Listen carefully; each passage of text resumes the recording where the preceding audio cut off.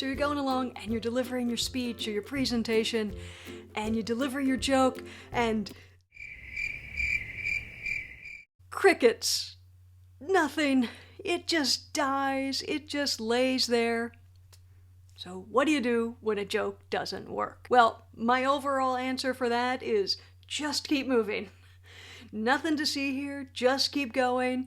It's only as big a deal as you make it, and it doesn't have to be a big deal. The thing to also consider is, why didn't your joke work? Now, the first reason is there was nothing wrong. Think of how many times you've been sitting watching a TV show or a movie, and something funny happened, you're watching a comedy, and are you laughing out loud like a maniac the whole time? No, you might just be thinking, oh, that was funny. So sometimes, if your joke doesn't get a big reaction, nothing has gone wrong. Don't get in your head, maybe everything is just fine. Another reason your joke might not have gotten much of a reaction is because people couldn't hear you. A joke is made up of two parts. It's a setup and a punchline, and it's kind of a chemical reaction. Unless the two of those things meet, and then they meet someone's ears and they can hear it clearly, people aren't going to laugh. If you just hear a setup, you're not going to laugh. If you just hear the punchline, you're not going to laugh. And as a side note, it's always a good idea to do a little recon. If you're giving a speech or a presentation, get there a little early. Go up and practice. See how that mic is. See how it sounds. When you still have a second to ask someone to fix it for you. Especially if it's a wedding speech, because wedding venues have notoriously horrible sound. And not if you're in a hotel. If you're in a hotel and there's a band, you're going to have a great sound system. But a lot of weddings, you're in a barn, so that's going to be a terrible sound system. They're going to hand you a mic and you're going to sound like you're doing announcements on the New York City subway system.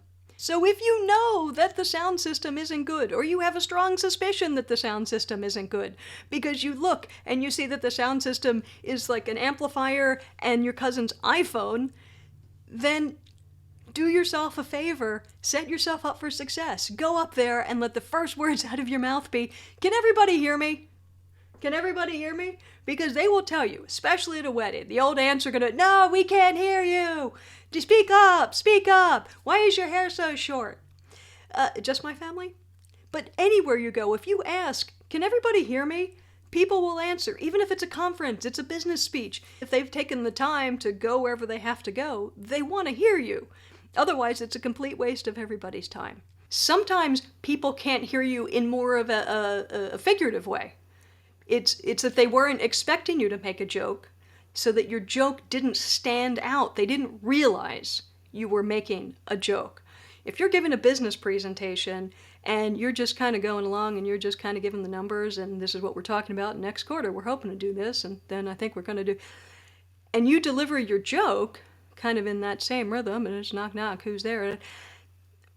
You're not going to get a big reaction because people aren't going to pick up that you are trying to be funny when 90% of what you're doing is straight. So in that case, what you can do to solve that is perform your joke. Lift it up out of the rest of your presentation enough so that people get a clue that what you're saying is different from the other stuff you were saying. Moving on to another reason your joke might not have gotten a reaction. Maybe people heard it just fine.